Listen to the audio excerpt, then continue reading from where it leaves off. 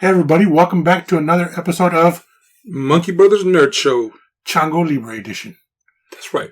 So, a conversation I wanted to have, but I knew the episode was already running long. When talking about comic books, what is the criteria you're looking for? Well, my criteria is, so it always gets me, and you know this, is the cover art. Mm-hmm. If it's by, even if it's by an artist I don't know, if I like the cover art, then that pulls me in. Yeah. And then if I like the inside art, okay. And then, but the most important part, no matter what, has got to be the story. Like, it could have the best art in the world, but if that story is horrible, I'm like, yep, not going to buy this again. Yeah. I guess I'm in a similar vein, but I think the story is more important than anything else. But at the same time, the art is critical. Like, because if you have like stick figures, then I'm just going to be like, nah.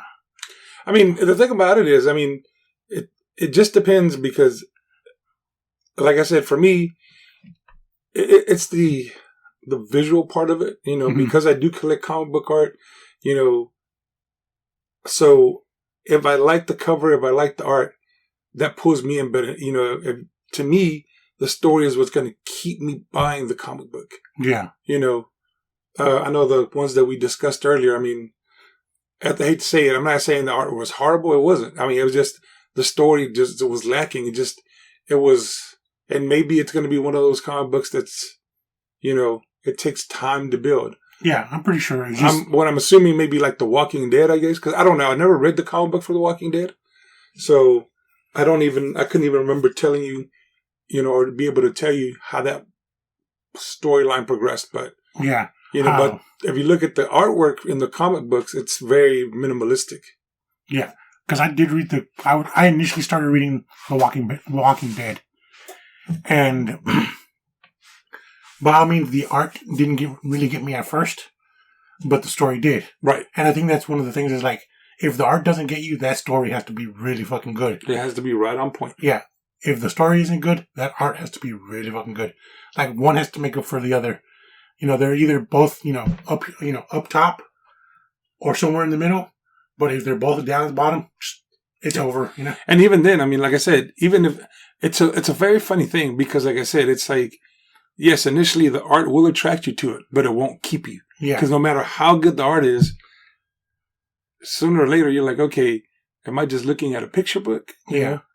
Am I like a certain president that, you know, my last 4 years in office, I'm just going to sit there and instead of releasing my memoirs, I'm just going to release like children's book, just color by numbers of my last 4 years in office. But I don't know.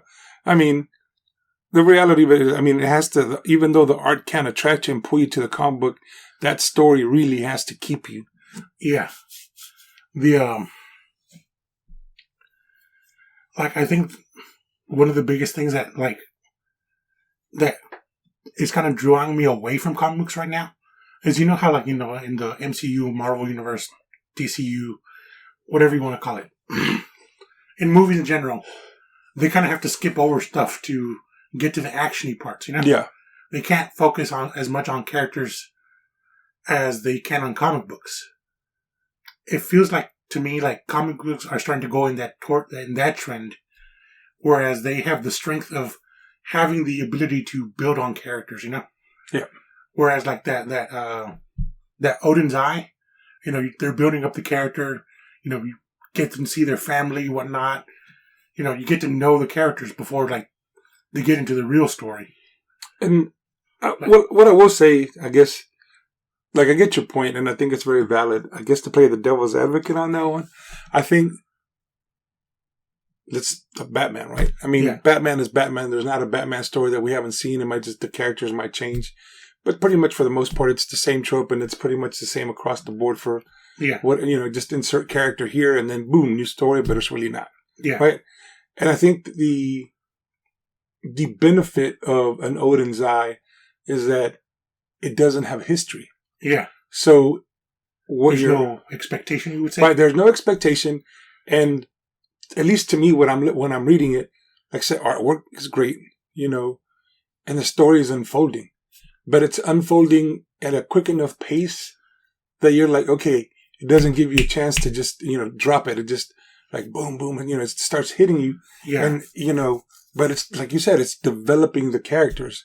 So you want to know it's like a natural, whereas like Batman, okay, parents died, parents got murdered, made you into vigilante.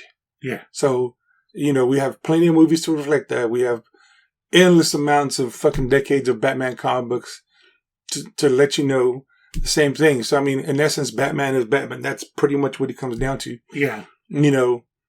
And I mean, sure, the story can change, but the reality of it is, it's still that. That is a Batman story. Yeah. Same thing with Superman. Same thing with anything on Marvel side. Originality is very scarce. Yeah. Because everything's already been mined, Whereas these comic books, these independents, or maybe even stuff on Image that are brand new, have that on their side that they're brand new. So you don't have, oh, okay, well, this is what's going to happen. You just don't know, which is a good thing in comic books, I think. Yeah. Because like I said, in the movie format, you can't go over the fact that, like we just talked about, I thought that Spider-Man, Tom Holland's Spider-Man had already had his, tragedy event. Turns out he didn't. Spoiler. Right. But that's something that, I assumed, which kind of threw me off. But in a comic book, you have the time to do that tragedy event, Maybe not in the Spider-Verse, where like, you had like the Spider-Punk and you had Mecha Spider-Man. You don't exactly have time to go into all their individual, Right. And like I said, I think all of that is, it's, like I said, I think that's kind of what, like, I'm still going to buy, Batman and Detective. I mean, that's just Batman, Yeah. But like all the other, like I said, for me, like I said previously, it's just, I'm getting burnt out on the, the story, the whole year long story that you're like, Jesus Christ, man, just, oh my God, like really? Yeah, this is turned into a Stephen King book, and if this is what I wanted, he can, he might take a lot longer, but damn it, he does it a lot better, Yeah. I don't know if I can say that, man. But you know what I'm saying, though. I mean, it's just like if you're going to take a year to unfold this story, I mean, it drains you. You're like, Jesus Christ, can we just like? And I've been meaning to ask you, how's that Batman Fear State event? So it just ended. The story was, it was what it was. Batman won. I mean, I guess that's, at a cost, of course. There's times that you didn't know he was going to win or what was going to happen, but at the end of the day, Batman won. Okay. Poison Ivy came back. And Poison Ivy and Harlequin had their big kiss. Yeah, they had their big kiss moment. And I think I don't know if it's going to be a new comic book or maybe they were already doing it. I don't know. But there's a Harlequin and Poison Ivy comic book. And I don't know if in that comic book they're going to be a couple. I've been debating whether I just should check that out as homework or not. But I was like, I mean, good, because I know they've alluded to it off and on over the years, so I'm just kind of glad that that's over with, Yeah. Like, great. Just like in was it Dark Knights of Steel? Yeah. Like Wonder Woman and yeah. Supergirl were kissing. I was like, good for them. Yeah, I was making fun of that because I was like, damn, Wonder Woman's just attracted to I know, man. Kryptonian. Like Wonder Woman, like, Jesus Christ, man, you're going to go after Superman's cousin next? I know. You're going to go start trying to nail Bizarro? It's about the one person she hasn't done it with is Batman. Or maybe she has. Doubt it. Talk about, like I said, I think Bizarro was higher on the list than Batman. Bizarro is going to be like, I'm worst lover ever. I don't know, man. Maybe he has that Bizarro dick and just like...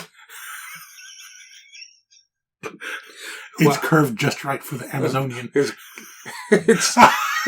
crooked. I don't know. Like, Captain Boomerang can use it as a weapon. Right. I'm like, okay. It's like one of those signs, like sharp curves ahead. All right, we're going way off topic. Yeah. It's a ChangoLibre. There is no topic. But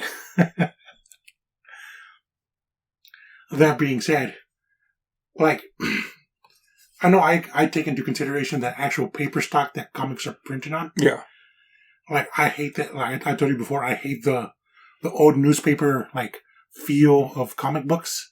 Of some comic books, I'm not gonna say, because a lot of them have moved on. But that's another one of the big reasons why I like that Bad Idea comic company. Well, most of the comic books have moved on from it. That was realistically, you pretty much have, Todd McFarlane and Image and all the artists from there to thank for that, because everything before that was all, like you said, that newsprint style paper. And then when they started Image, they improved the quality of their paper and their covers. Everything was like almost that cardstock feel. Yeah. So, I mean, I get what you're saying. I mean, like I said, right now, I'm looking for a lot more independent comic books to read, just to try them out, just something new, breath of fresh air. Yeah. I think we've both been pleasantly surprised by Bad Idea so far. Yeah, and I know they're rebranding, right? Or are they? I think it says. Well, I try to check their website now, and it says Bad Idea Corp. So I don't know if that's the rebranding, but whatever. Yeah, it's still Bad Idea. Yeah, so, but it's not a bad idea to check them out. It's just that's the name of the company, Bad Idea. Yeah, I know that we did our homework a while back. I don't think we ever talked about it. ENIAC, remember that one? Yes. It's like government computer or something. Yeah, it's like a supercomputer that goes rogue, aka Skynet. Oh, okay. Yeah, and at the very end, like, again, it's one of those. I guess it's because the way Bad Idea is doing it is like it gives you that, like, it starts telling a story and ends before it actually finishes telling you the story. Okay, but kind of like. I guess like the way Pirate Queen is. I don't know. Okay. I haven't continued Pirate Queen past episode 2. Issue number 2. Right. But I know I finished ENIAC. And a little bit of spoilers for ENIAC if you haven't read it. I think it's been out for over a month, so your own fault here. Yeah. By the way, people die in the Titanic. Spoilers, there you go. It's basically like the computer ENIAC, like, basically raise this little girl that you've been like, or the soldier that you've been following throughout the thing that's trying to stop ENIAC. Mm-hmm. And it's like, haha, the way you stop ENIAC is by going into this shelter, and you can see kind of where it's going, mm-hmm. Where like basically ENIAC has been like raising these children to go into the shelter at this certain time. And then while they're in that shelter trying to stop him I should say, it launches nukes all over the world. And so at the very end of ENIAC, you see the main protagonist, the main chick coming out of the shelter, and she's like, we couldn't stop him. And it's like one of the last panels is like, you were never meant to stop me. And you see missiles kind of falling down from the sky. Okay. So it was pretty cool, And again, the only thing that, like, the idea of it, like, I read the quick synopsis of it.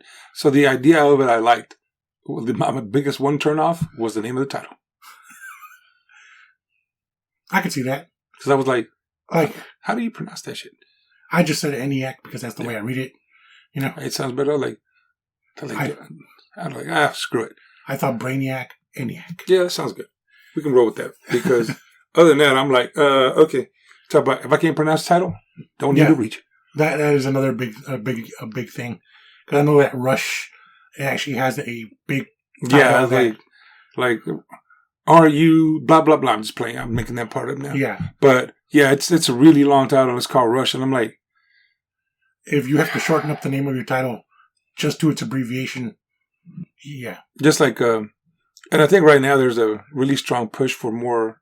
I don't want to say like horror type comics. I mean, but where something is killing the children, and everybody's trying to find that next title.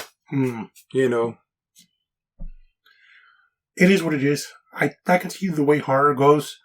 If you want some good horror and you don't mind, reading manga type stuff, I can wholly suggest Junji Ito's work.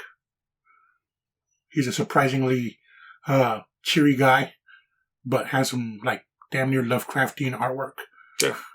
Yeah. I mean, like I said, for me, it's more than anything else. It's just I don't care the genre of it. I just care that the story is interesting. Yeah. And I'm a little bit more flexible with those stories because maybe they won't have the top tier artists, you know? Yeah. I'll see if I can grab some Junji Ito work. Because I like... So, I'll see what you think about it. But one of the things I like is that he tells a story set in the world, right? And there's multiple characters in it. And they kind of overlap with each other. Where you'll be... Like, sometimes it's set in like in high school. And this one guy is talking. And then you see that one character that you saw from the other manga that he did in the background during the event that was happening in that story. So he's creating his own universe, pretty much. Yeah, but it's like, just because they're there doesn't mean they overlap with each other. Right. Or they have anything to do with each other. So it's kind of interesting to see some shit like that, you know?